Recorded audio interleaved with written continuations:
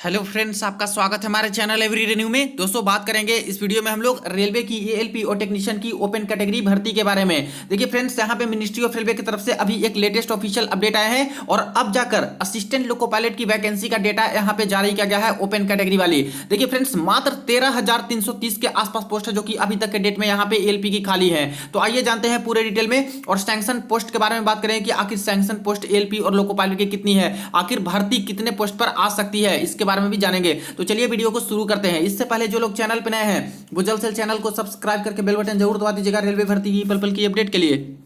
देखिए फ्रेंड्स, ये रही अपडेट जो कि government of India ministry of railway की तरफ से आया है। राज्यसभा में जो यहाँ पे सवाल पूछा गया था 1070, इसके आंसर इन्होंने जो है रिटन फॉर्म में रेलवे मंत्रालय की तरफ से दिए गए हैं। Guidelines on working hours for loco pilot, और इसमें वैकेंसी के बारे में भी डिटेल मांगी गई थी, जिसमें देखिए यहाँ पे पूछा गया था कि रेलवे क्या जवाब देने की कोशिश करेगी।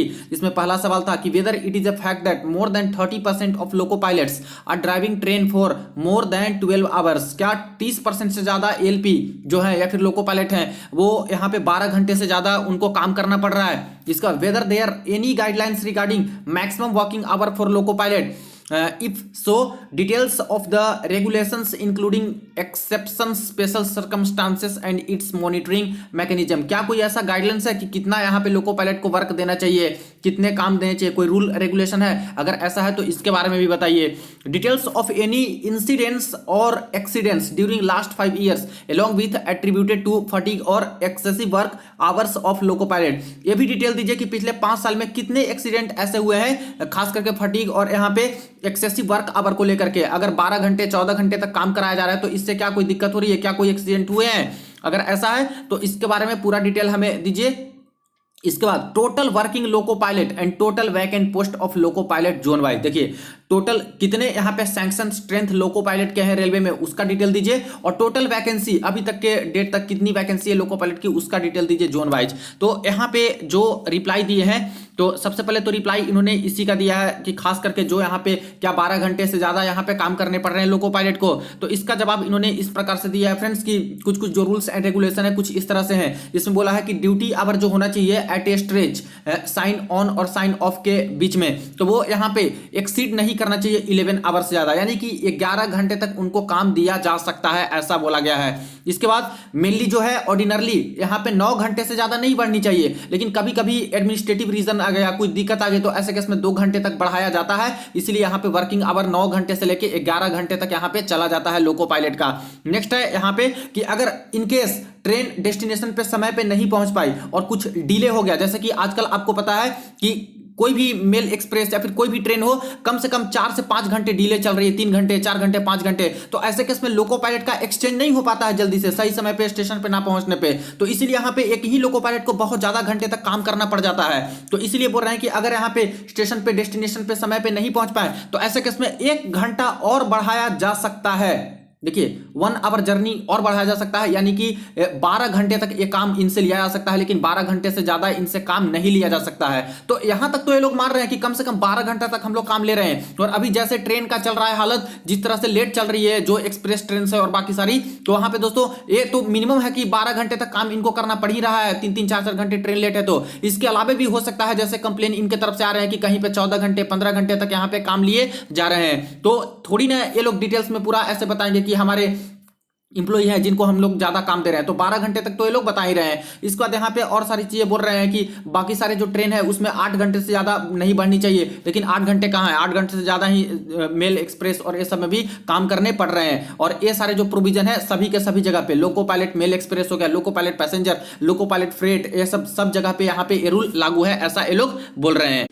अब नेक्स्ट देखिए यहाँ पे क्वेश्चन नंबर सी और डी का रिप्लाई इन्होंने दिया है। No such accident incident have occurred, यानी 5 साल में कितने एक्सीडेंट हुए हैं अगर 12 घंटे या फिर 12 घंटे से ज्यादा लोको पायलट को काम करना पड़ रहा है तो इसको देखते हुए। तो इसका जवाब इन्होंने दिया है दोस्तों, no such accident incident have occurred. देखिए साफ साफ इनकार कर दे रहे हैं कि ऐसा कोई भी एक्सीडेंट नहीं हुआ है, 12 घंटे या फिर जरूरत से ज्यादा हम लोग काम ले रहे हैं एएलपी से, तो जो कि बिल्कुल भी मानने वाली बात नहीं है। अगर किसी की कैपेसिटी से ज्यादा आप लोग वर्क लीजिएगा तो यहाँ पे क्या एक्सीडेंट के कारण नहीं बन सकते हैं। इतने सारे जो एक्सीडेंट हो रहे हैं उसका एक कारण ये भी हो सकता है 8 घंटे से ज्यादा जब एक्सीड नहीं हो सकती है, और यहाँ पे बोल रहे हो कि 12 घंटे तक हम लोग पहुंचा दे रहे हैं, किसी किसी स्पेशल केसेस में 12 घंटे तक काम करने दिया जा रहा है, तो हो सकता है कि 12 घंटे की जगह पे जो यहाँ पे कंप्लेन कर रहे हैं 14 घंटे काम करना पड़ रहा होगा, 15 घंटे करना पड़ रहा होगा, तभी वो लोग बोल रहे हैं। तो इस तरह से देख रहे हो आप लोग कि बचने की कोशिश किया जा रहा है, यहाँ पे ऐसे करके बता दिए कि इससे कोई भी एक्सीडेंट नहीं हो रही है। लेकिन रियलिटी क्या है आप लोग को भी पता है, सभी को यहाँ पे पता है, ये लोग थोड़ी ना इस चीज को एक्सेप्ट करेंगे।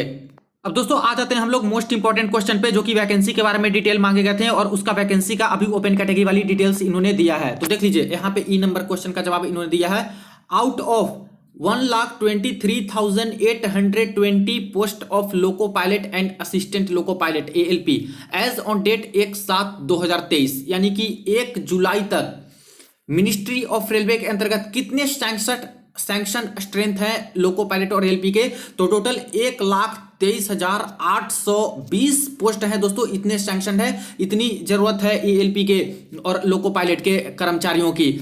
Vacancies are to the tune of 13,323, जिसमें से अभी वैकेंसी कितनी है, तो मात्र 13,330 ही पोस्ट दोस्तों ALP वाली खाली है। इतनी जरूरत है लेकिन इसमें से मात्र इतने सारे पोस्ट ही अभी वैकेंट है 1/7/2023 तक के डेट तक। तो देखिए काफी दिनों बाद दोस्तों एक ऑफिशियल डेटा इन्होंने जारी किया है, जो कि यहाँ पे एक तरह से काफी कम वैकेंसी है ALP की रेलवे के अंतर्गत। Railway wise details of ALP candidate empanel during 2019 से लेकर 2020 और इसके बाद 2022 से 23 तक एज फॉलो। और अभी तक ALP की कितने सारे जॉब ये लोग दे चुके हैं 2019 से लेकर 2023 तक, इसका ब्यौरा इन्होंने जोन वाइज करके दिया है और ईयर वाइज करके यहां पे दिया है। लेकिन मेनली बात करें तो वैकेंसी मात्र यहां पे निकल के कितनी आ रही है अभी तक के डेट तक, यहां पे मात्र ALP की वैकेंसी 13,330 के आसपास निकल के आ रही है। तो आखिर इतना कम वैकेंसी क्यों हुआ?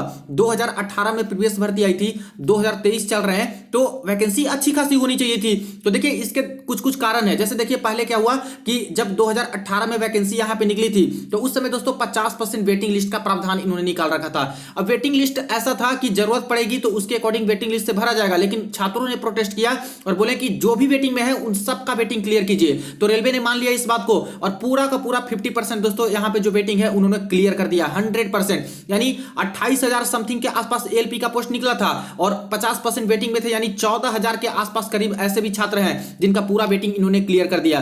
तो समझिए कि ये 14,000 तो कहां से पोस्ट आई, वही पोस्ट है ना जो लगातार खाली होते गई 2020 में, 2021 में, 22 में, और ऐसे ईयर वाइज ईयर ये लोग यहाँ पे वेटिंग को क्लियर करते गए। तो 14,000 तो वेटिंग में चला गया। उसी तरह से GDCE की जो भर्ती आती है वहां पे दोस्तों काफी सारे पोस्ट हैं जो कि यहाँ पे भर्ती चले गए। और अभी जो GDC की भर्तियां हो रही है 25% कोटे वाली, उसमें आपको पता है कि ALP के कुछ जोन में 900 पोस्ट आ रहे हैं, कहीं पे 600 पोस्ट आ रहे हैं। तो ये सबसे तो यहाँ पे भर्तियां भरी जा रही है, जो पोस्ट खाली है उसके बेसिस पे।